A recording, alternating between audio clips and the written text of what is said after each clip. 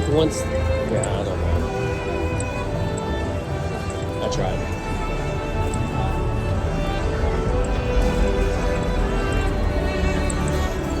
I should have just ordered an iced latte or something.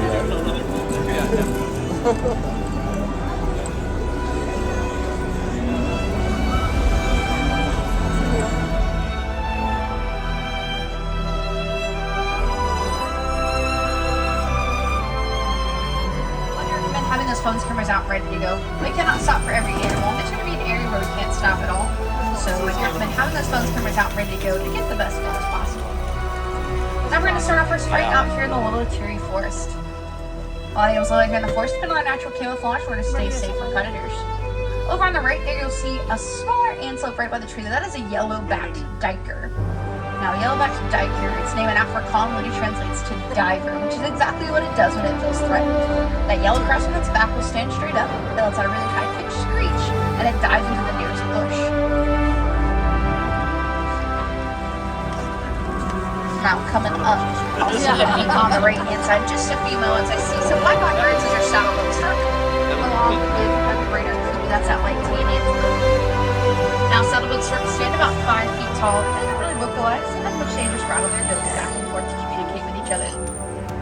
And the greater kudu, they are the second tallest antelope in Africa, standing about 55 inches tall at their shoulders. And over here on the left, you're going to see a black rhino standing up right by the wall there. The black rhino is very solitary by nature. They have a triangular prehensile upper lip, which allows them to grasp different things out here in the forest. Also smaller, the African rhino species, weighing only about 3,000 pounds.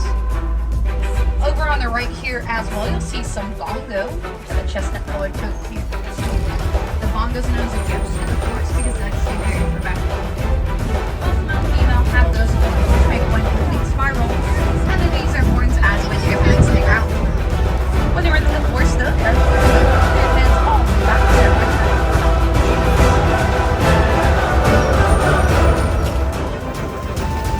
Now, both the bongo and the greater kudu have stripes on their bodies. Those stripes are their natural camouflage.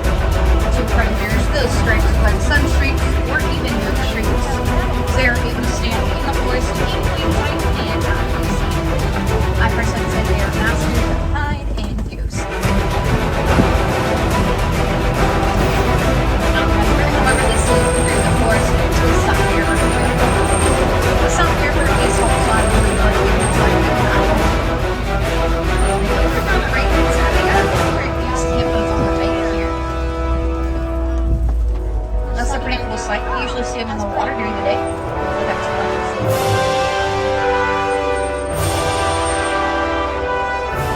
the Nile hippos can weigh about 5,500 pounds. They're quite large.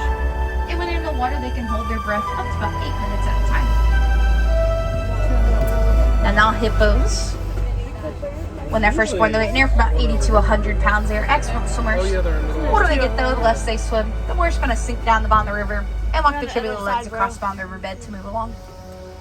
Also here to the left, you'll see some really large white birds. Those are pink-backed pelicans. Pink-backed pelicans get their name from the very light shade of pink that the male skin turns during mating season. They have a pretty impressive wingspan though. Their wingspan's anywhere from about 7 to 9 feet, which is about the width of the canopy right above your heads. And a group of pelicans is called a pod.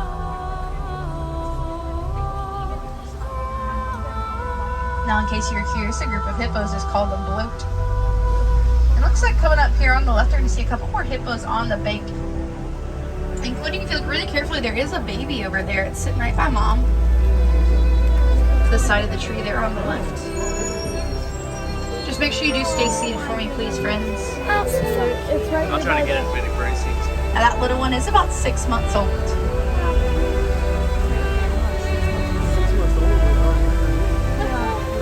We're coming up on a rather old bridge here, so I'm going to get pole pole. That means very slow in Swahili, because you're of crocodile territory.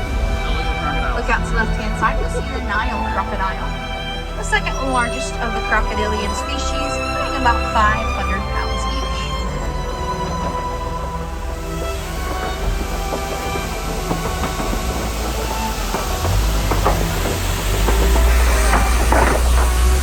The non-crocodile they rely on their surroundings in order to regulate their body temperature. If they're on the bank and they get too hot, they might go into the water to cool their bodies off, or open up their mouths so they can push out the hot air and get cool air to their brains. Now, if they're in the water and they get too cold, they'll come out on the bank in order to bask in the sun and heat their body back up, which is why a group of crocodiles on the bank is called a bask, but a group of crocodiles in the water is called a float. And live crocodiles can also bite down with about 2,000 pounds per square inch of bone crushing strength. Because they bite down with so much force, they can lose their teeth quite frequently. They'll likely also grow their teeth throughout their entire lives. So it's really not as big of a deal as it sounds for say, you're right. Now, non-crocodiles also make very excellent parents. Both the male and the female will roll their eggs along their tongues to help the babies hatch. Then once babies have hatched, if they sense danger coming by, they will open up their mouths once again and allow the babies to jump in so that they can help protect them.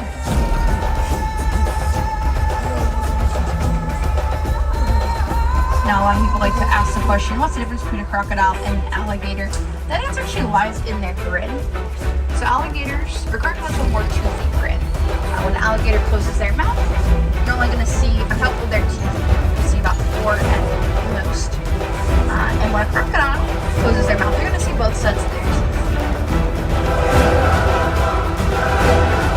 Now, coming up here on the right-hand side, you're going to see a tree without any leaves on it. This is a baobab tree. The baobab tree is sometimes referred to as the tree of life. It's a indigo leafless about 9 months out of the year in order to conserve water in their trunk. And because they do that, different animals are able to tap into that trunk and drink the water out of their system of their intestine. On this tree here.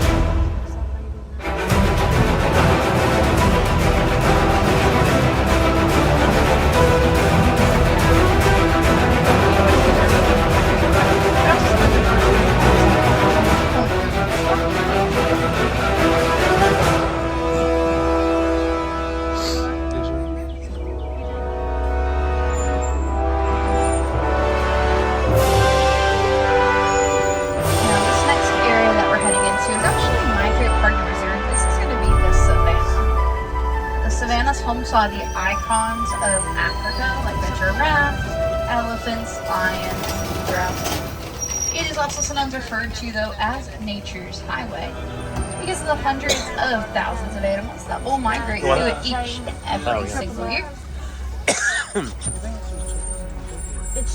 I do want to point out here, friends, that the landscape of the savannah is kept up by the animals that live here. So if you look out across the line, you'll see the leaves on the trees all end at the exact same point all the way across. That's because the giraffe they've diverse the trees until they can't reach anymore. She said the animals. About that time is when elephants will come through and bulldoze down the old trees, making way for new trees and grasses to grow. And a lot of the hoofstock animals will eat the grasses, giving it a very natural and beautiful appearance that you see out. And then elephants will get whatever's hanging down. Now, straight up ahead on their right is Hisa wildebeest. Yeah. The wildebeest, their name in Afrikaans literally translates to wild beast. They got that name for the very intimidating look that they have with their horns and their beards. They're also sometimes referred to as new, spelled G-N-U because of the low grunting sound that they make. Now, the wildebeest participate in what's called the Great Migration. It's a migration of animals through the savannah in search of fresh food and water. Up to 1.5 million animals participate in that migration annually, and they will migrate anywhere from about 500 to 1,000 miles in a single year. Now, the wildebeest do take up the majority of that migration. They're actually the second most densely populated mammal on Earth, second only to us humans. Also on the right there, you've seen animals with really large horns. That's an Angora cattle. So the Angora cattle are also sometimes referred to as the Watusi cattle, and after the tribe that first domesticated them, the Watusi tribe. And those horns that look pretty heavy are actually a honeycomb structure. As the cattle get very hot, their blood will circulate through their horns and help cool off their entire body. Kind of like they have a giant AC unit right on top of their heads.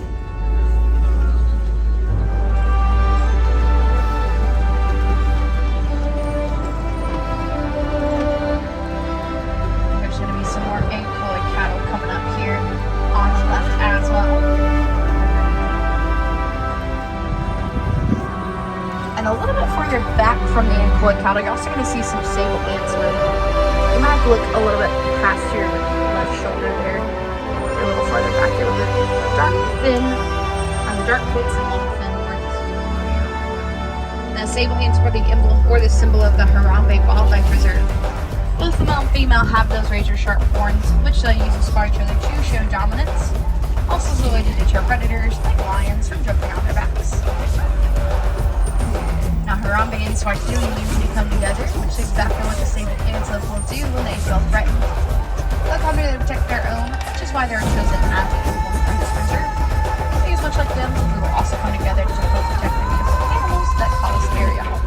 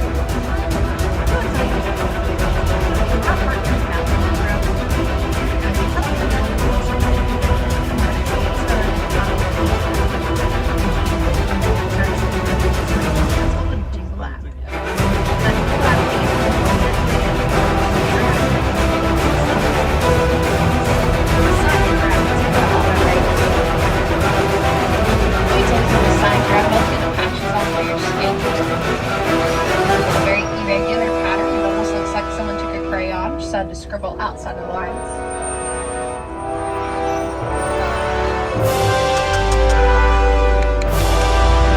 Now, giraffes are known for those rather long necks that they have. Their necks actually have the same amount of vertebrae in them as a human being at a whopping 7. Their vertebrae are much larger than ours and a lot more spread out. Giraffes also have a pretty long gestation period. They're pregnant for about 16 months, and they do give birth standing up. So the very first thing a baby giraffe calf experiences in its entire life is a 6-foot fall straight to the ground. Over on the right, you'll see some really small ants about them. That's called springbok. Springbok get that name from this free emotion that they do when frightened. It's actually called pronking. Yeah. When they pronk, they can jump up 6 feet and out 13 feet at the exact same time. They can also run about 55 miles an hour, which is why they are chosen as the mascot of a lot of different sports teams out here in Africa. And you have the zebra here as well. Now coming up ahead here, there's going to be some more giraffe along with some elands. Now the eland are the largest antelope in Africa. The male can stand about 6 feet tall at shoulders and weighs about 2,000 pounds, so quite literally a ton. Well, if that's last for you though, from a standing position, an eland is able to jump and clear an 8-foot fence. Now going back to the giraffe friends, my personal favorite thing about giraffes is they do have really big hearts. Quite literally their hearts can weigh about 25 pounds and grow to about 2 feet long. So they do have a very impressive circulatory system. Oh, no. Coincidentally, though, they are also the animal with the highest blood pressure. Don't hold it over the side. Good for your weight. I'm breaking myself.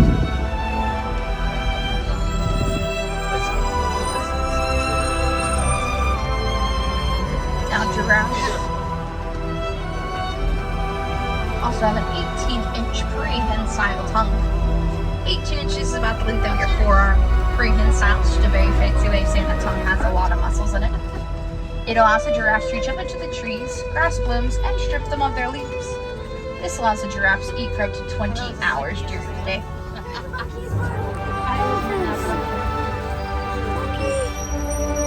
Now straight ahead on the right, looks like we're going to get a pretty great view of a beautiful African elephant. Now right is the elephant. Actually looks like on the left there's some mantas over here as well. And the mantas are large monkeys in Africa. The males are about 100 pounds, females only about 30. Mantas are terrestrial, meaning they live on the ground, so that's where their food source is. They do have pouches underneath their bottom cheeks. I can store a whole belly's worth of food in for later. On the right hand side, you'll see the African elephant. You can tell it's an African elephant in the shape of its ears. do loosely resemble the continent of Africa. Based on the elephant's size, the fact that he's by himself, I'm going to assume that was probably a male. Males tend to be pretty solitary, whereas the females are fairly social. Now, elephants do live in a matriarchal society. That means that the females are in charge. When the males are younger, then you get to stay with the herd throughout their entire childhood, which is anywhere from about 7 to 14 years. Once the males reach maturity, though, it does become less suitable for them to stay with the herd. And about that time is when the females will push the males out of the herd, and the males will choose to stay with the herd. And they will form their own little herd or faction. Well, they'll stay within the same area as each other, but not always right next to each other like the females. But you have richness in your herd as well as your continue on and see if you can find more elephants in your back.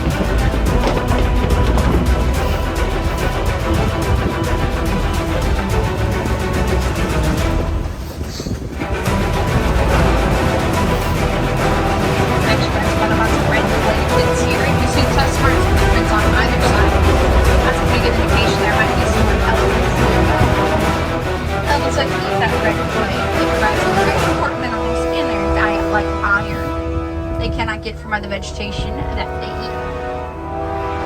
Unfortunately though, elephants are endangered in two major reasons. But luckily, they can help out both big reasons. First big reason is due to poaching. They're being poached their tusks, which are made of ivory. The way you can help out with that is to simply not buy anything made of ivory or any other material that could be poached from an animal. As include their horns, their pelts, their hair, anything like that. The second big reason that elephants are endangered is due to habitat loss from mining of a mineral called coltan. Coltan is actually found in a lot of our electronic devices, and the best thing that you can do for these elephants is to make sure that you upgrade this electronic device. Go back and recycle your old one. Take it to places like Best Buy, Target, Office Depot, and they'll actually recycle them for you. You can see there's a herd of elephants out here on the left. Elephants are known for those massive trunks that they have. Their trunks actually have over 40,000 muscles in them. That's more than the entire human body has just in their trunks. Their trunks also hold up to about 3 gallons of water. Now, if you're seeing an elephant flapping its ears back and forth, it's not trying to fly. Instead, it's using its ears as a way to cool off its entire body.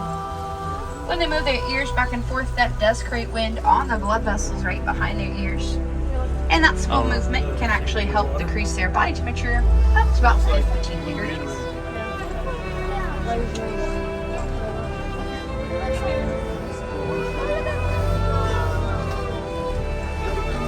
Now over on the left here, you're going to see a whole flamboyance of flamingo. A flamboyance is what a group of flamingo are called. These are the greater flamingo. They're the largest of flamingo species. I think about 9 pounds each. Standing about 5 feet tall, but they're also the lightest pink. Can't even guess where they get that light pink coloring from. Yes, from shrimp, very good. Now, this more specifically from brine shrimp. So, brine shrimp contain beta carotene, helps them find that very light shade of pink. Flamingos are actually hatched gray, and it does take them about 1.5 to 2 years of eating that brine shrimp to help them find that very light shade of pink. On the left, we have a 2022 Chevy Now, flamingos Silverado. also tend to stand on one leg a lot of the time. Science believe that's something to do with their body temperature. Looks like electrical, If they're standing both legs out, they get too cold. doesn't it? They don't both underneath them, they get too warm. So they stand with one leg up and one leg down. And it gives them a nice perfect temperature. Very similar to how if you're laying in bed, you get really hot, you show all your covers. And so just kind of stick one leg out and it cools you out. So that's the kind of concept.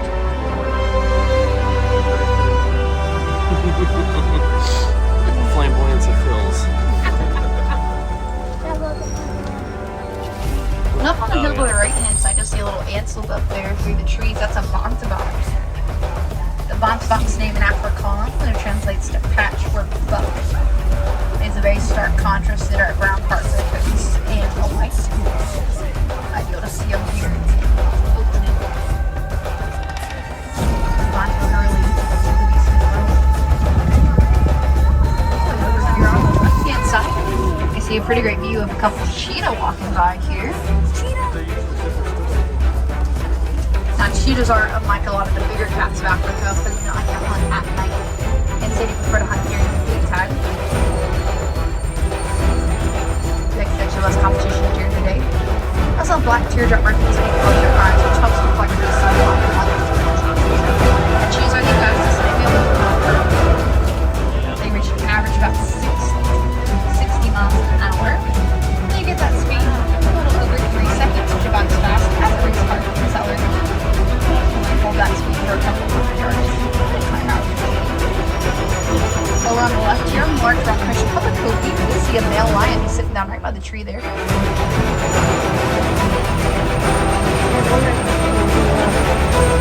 lions are in activity around 16 to 20 average during the daytime, so according to the site. Lions actually sleep so much throughout the day, they're really wake about 3 hours. Lions are what's called nocturnal, meaning they're more active at nighttime. They do hunt at night, and when they hunt, it is a lioness. The female that actually does the hunting. The male stays back to protect the pride. During the daytime, the lion's eyesight is the same as humans. At nighttime, the eyesight increases to about 6 times that of a human, so you can't see much better at night. And over on the right there, you'll see some ostriches and rhinos. Let's talk about the ostriches first. Ostriches are large birds in Africa. That they are birds, they do have wings, they actually cannot fly. And so they use their wings as a way to change direction quickly while they run. Ostriches can actually reach a top speed of about 40 miles an hour, and they get that speed because their strides are about 10 to 16. Now coming up here on the left, I also see some warthogs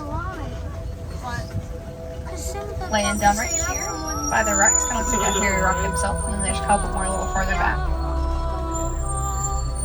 Now, warthogs are one of the largest land-burrowing mammals. They do have 2 sets of tusks. Their top tusk is to dig their burrows. Their bottom tusks are actually razor sharp, so these are for self-defense. Warthogs also use their animals' burrows to live in as well. So maybe they're lazy because of that. Me personally, I should say they're very excellent recyclers. Work smarter, not harder, right? Over here on the right, you're gonna see some white rhinos. On some ostrich eggs as well on the ground. Now, white rhinos get their name not from their color, but from a mispronunciation of the Afrikaans word invite, which means wide. Very wide jaws that allow them to graze in the savannah. White rhinos weigh about 5,000 pounds, which just makes them the largest land mammal that can gallop, meaning that they can run and have all 4 of their feet off the ground at the exact same time. And they got a pretty great view of those rhinos. They just also don't have a very good view of us. Rhinos actually have pretty poor eyesight. It's because their eyes are on either side of their head instead of being on the front like a human's. So much like me without my glasses, they can only see about 10 feet in front of them. They make up for it though, they do have an excellent sense of smell and an excellent sense of hearing. They can actually move both of their ears independently of one another. If point towards any danger, they might be trying to sneak by. Now, it looks like we are approaching the outskirts of the village here. I do see a warden's post coming up. And it looks like the warden and his staff are actually taking care of some Nigerian dwarf goats. Now, Nigerian dwarf goats produce a very sweet milk, considered very high in value and high in nutrition. Because of that, the warden and his staff can rely on these dwarf goats for such things, rather than having to rely on local wildlife, which in turn helps keep local wildlife in their habitats safe. You see, it is really important that on shared lands like these, humans and animals are able to coexist peacefully together, rather than competing for resources. And this is a great example of that. The dwarf goats? Yeah.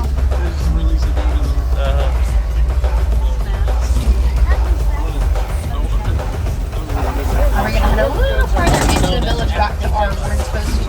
I did such a great time out there with friends. I know I sure did be here, guy. Such about all those amazing animals out there. But there is actually one more mammal that I want to talk about, friends. And that's you. Friends, right now you have the ability to make a difference for these animals before it's too late. So once they're gone, it will be gone forever, and there is no chance of that. Yeah, it is. Unfortunately, a lot of the animals we saw there are critically endangered, meaning that they can go extinct within our adult lifetime. But there is something we can all do for these animals. We get it right now. This is simply reduce, reuse, and recycle. Reduce your use of electricity and water by simply turning off lights in your room, and turn off the water while brushing your teeth. Using utensils, straws, and bags, or any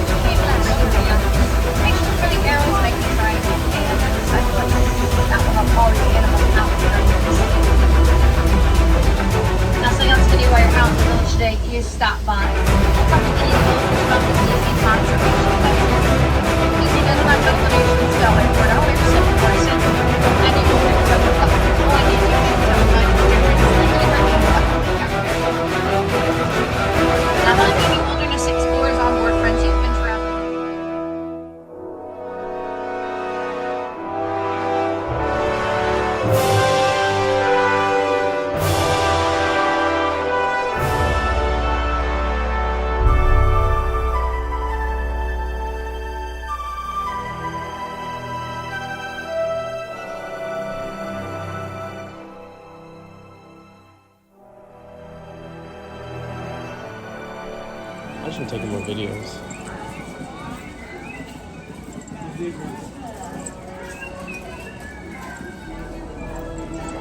Oh, is this the walking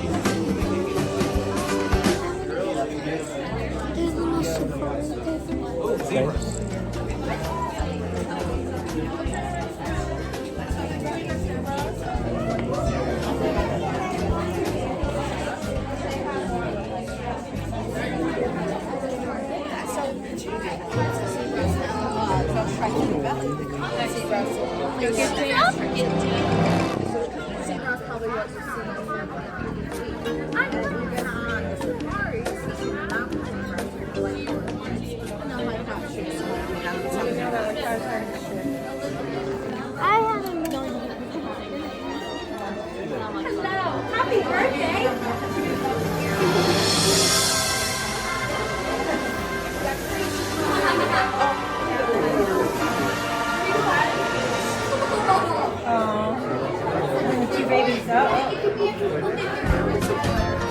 Gonna come say hi? Up.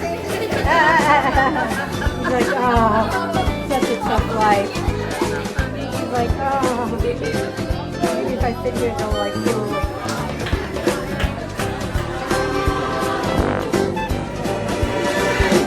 Silly. You're being so dramatic. Yeah, he's holding his head like that. I don't know where dad is. Oh, that's the dad?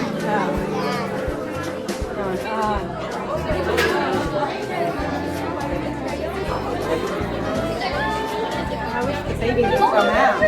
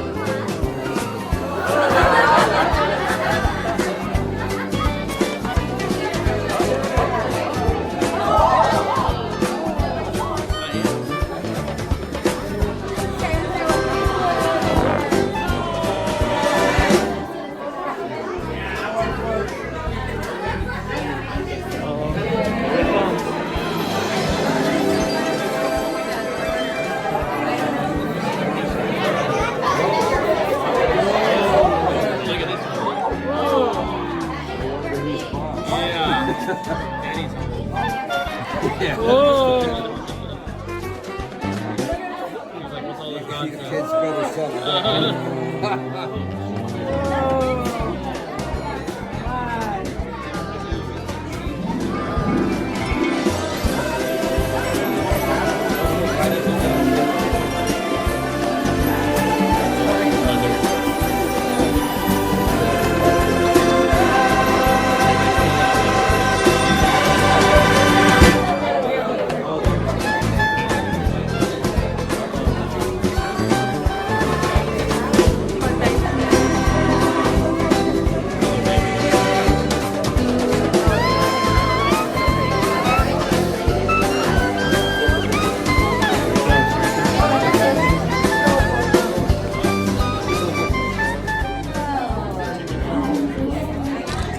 No, no, no, you're fine. You're gonna get it too. Go ahead. Get in it. Oh, his face is turned towards you. Look at that face.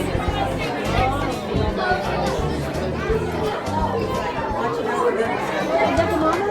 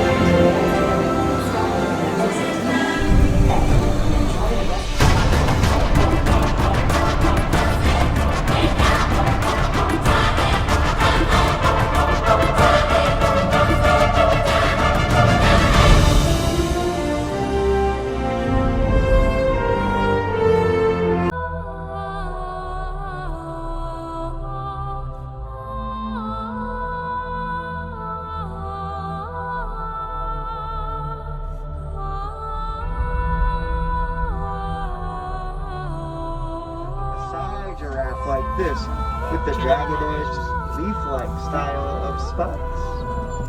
Or maybe some reticulated giraffes that will have the more smooth lines and circular spots.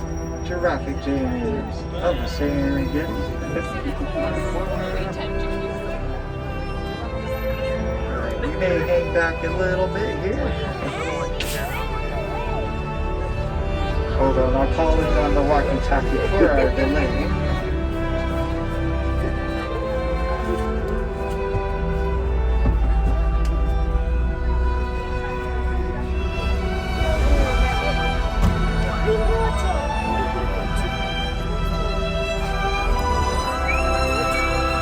So a young giraffe is 6 feet tall at birth, but it only takes maybe 3 years for the young giraffes to reach like a full height. 3 years old.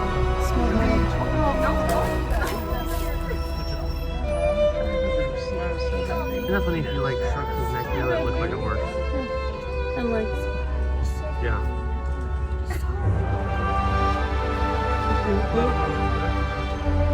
Different spots. There might be a couple more on this left side.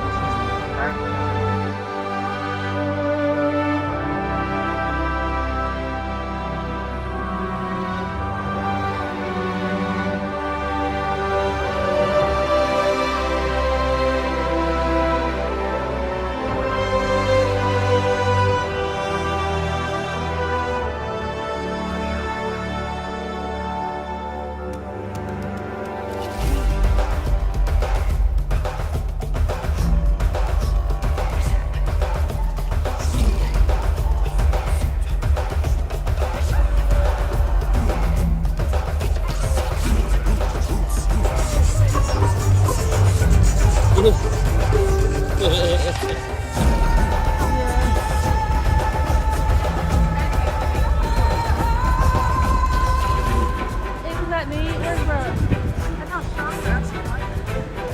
Hey, monkey bars, they'd be pretty good, wouldn't they?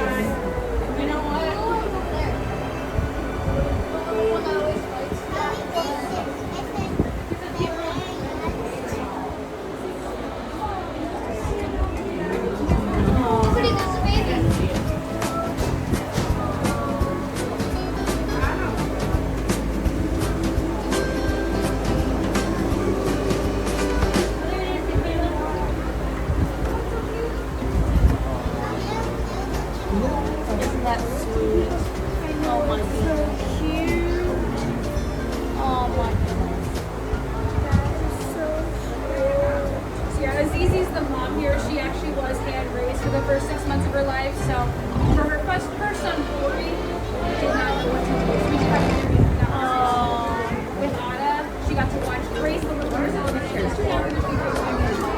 Oh, that's part of it. She's done everything right. So it's been awesome to see her progress there. We're going to do two. Oh, there's the one that likes to wrestle. Ready?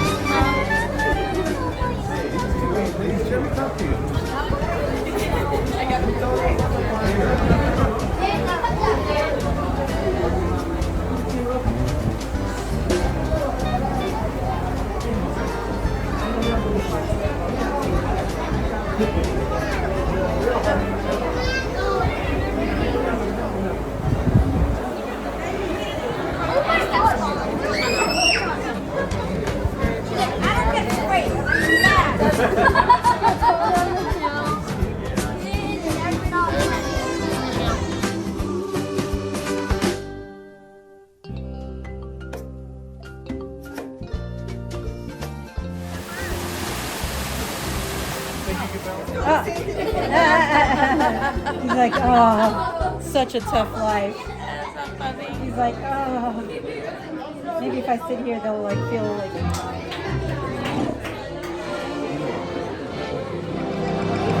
I wish the baby would come out. The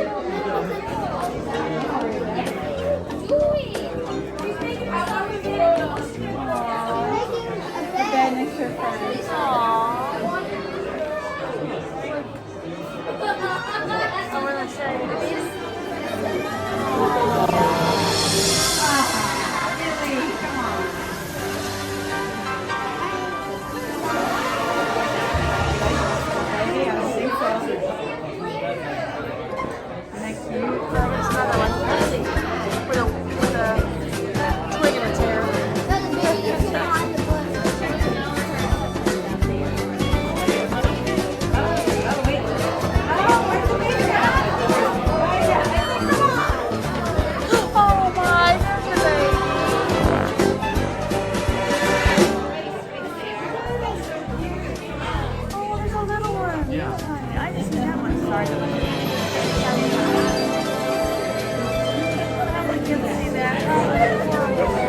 They probably got a better angle this year.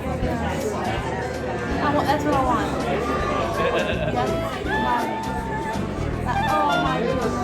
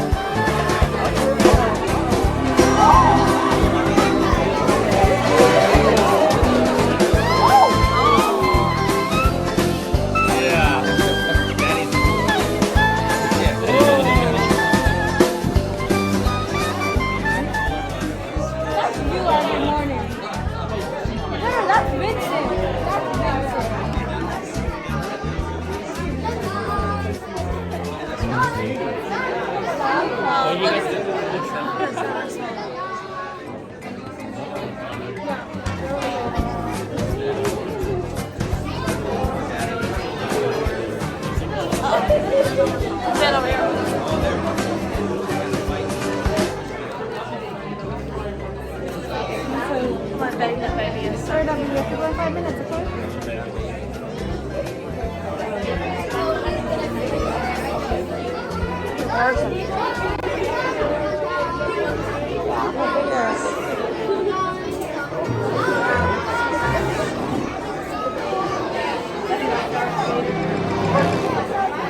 a baby in this one's arm up there.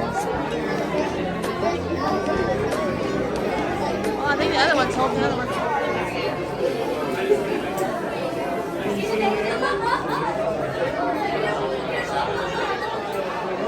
Yeah, what do you want?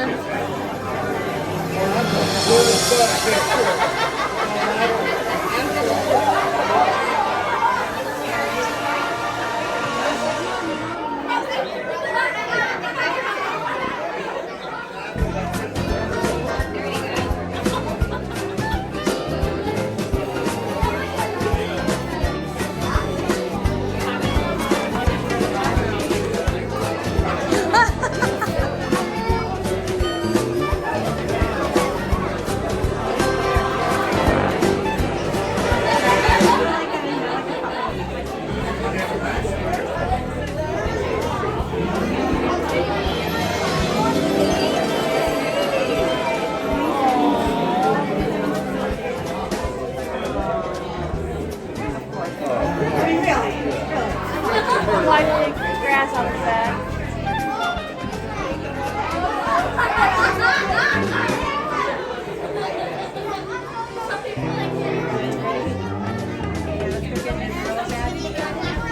Welcome back.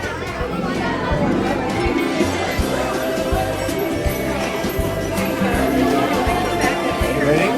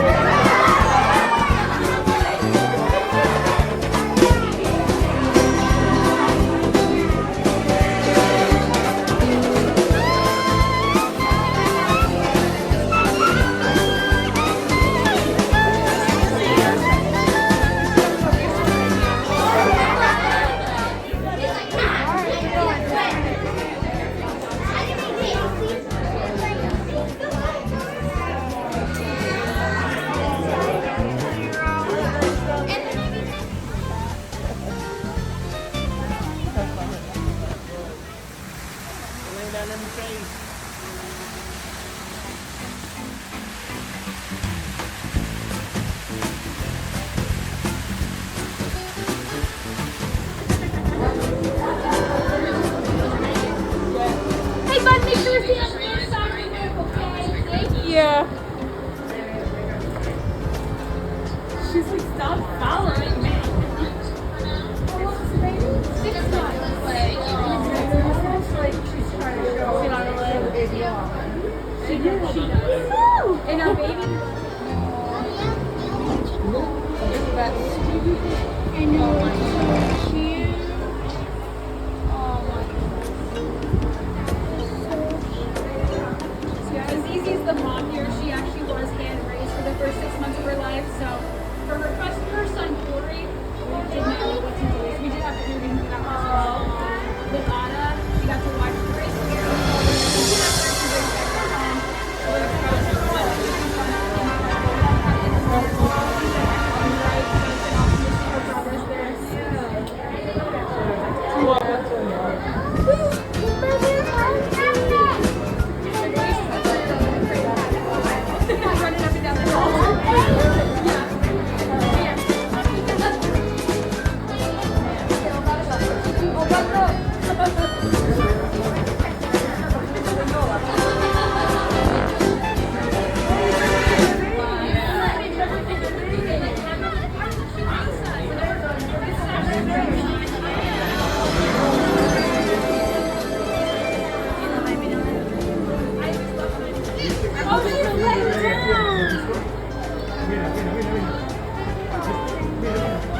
I'm hoping she'll lick the glass. Oh, that is so cute.